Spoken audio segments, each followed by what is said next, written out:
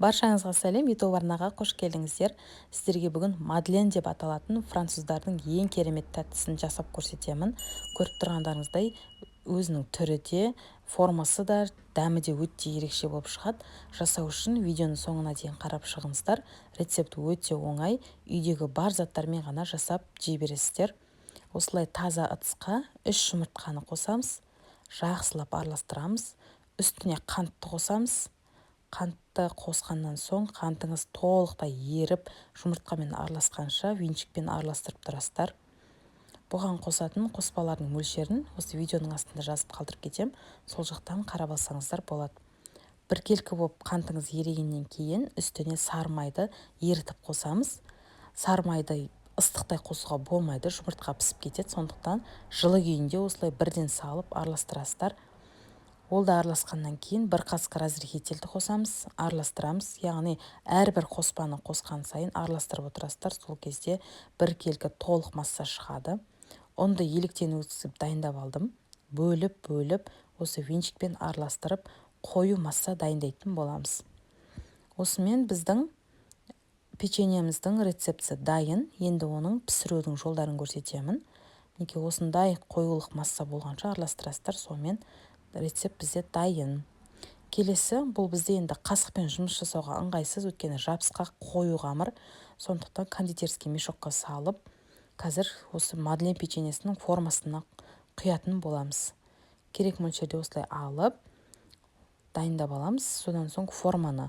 Бұл форманы мен силикон форма Каспий магазинінен заказ беріп алдырдым. Біздегі кондитерский магазинде де жоқ екен. Жоқ болса, осылай заказбен алдыруға болады, тез әкеп береді. Бірінші жуып дайындап алғаннан кейін ішін майлайсыздар. Әрбір силиконды форманы пайдаланар кезінде осылай майлап жібересіздер. Одан кейін сізде печеньелеріңіз, пісіретін заттарыңыз ешқандай күйіп, жабысып қалмайтын болады. Барлық бөлігін осылай толықтай майлап алғаннан кейін біздің жаңағы массамызды жартылай қана құямыз. Толтырып құюдың қажеті жоқ, өйткені құрамында разрыхитель бар бұның. Піскен кезде қатты көтеріліп кететін болады. Мұнда барлық бөлігіне құйып шығып, кішкене сілкіп, формаға орналастырып жібереміз. Осы аралықта біз пешімізді қыздырып қоямыз. Өзіңіздің пешіңіздің градусына қарай қыздырып, 20-25 минутта пісіп шығады. Қарап тұрасыздар, сарғайып өзі үлкейеді, және өте керемет иісі шығады бұл піскен кезде.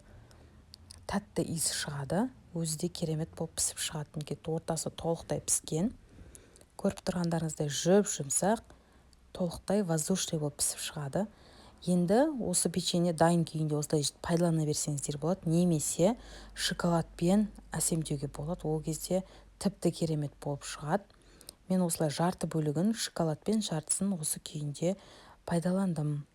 Ол үшін осылай формаға біз шоколадты құйып шығатын боламыз. Менде шоколад Қазақстан, кішкене ғана майды қосып ерітіп алдым. Еріткен шоколадты кішкентай қасықтың көмегімен осы әрбір бөлігіне толтырып салып шығамыз.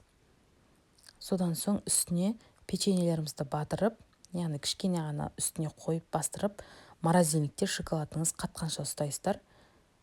Содан соң сіздің печеньелеріңіз өте әдемі болып шығады, формасын ұстаған. Керемет француздардың нағыз печеньесі болып шығады. Шайға ішуге таптырмас тәтті. Жасап көріңіздер. Көріп тұрғандарыңыздай құрамына кететін заттары өте оңай. Май, қант, жұмыртқаңыз болса болғаны. Және осындай формамен бірден жасап жей бересіздер. Балдарыңызға берсеңіздер де құрамы таза. Өздеріңіздің де шай ішулеріңізге керемет тәтті. Жасап көріңіздер. Видео ұнаса, лайктарыңызды басып, комментарийларыңызды жаза кетіңіздер. Менің арнамда бұдан да басқа көптеген рецепттер бар. Сол жақтан қарап жасасаңыздар болады. Олардың барлығы менде мастер-класстан алынған. Бір жасағаннан шығатын оңай рецепттер.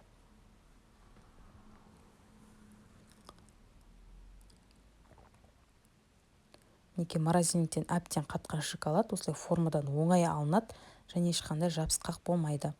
Әбден қатырып аласыздар. Кемінде 20 минуттай тұрса болады морозильникте.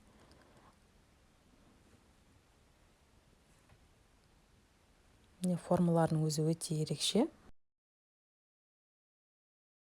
Осымен біздің печеньеміз дайын. Жарты бөлігі осылай шоколадты, жарты бөлігі өзінің формасында. және әртүрлі түстегі қызыл, сары шоколадтармен де жасауға болады. Ол кезде де әдемі болып шығады. Жасап көріңіздер. Көргендеріңізге рахмет. YouTube арнама тіркеліп жазылуды ұмытпаңыздар. Сау болыңыздар.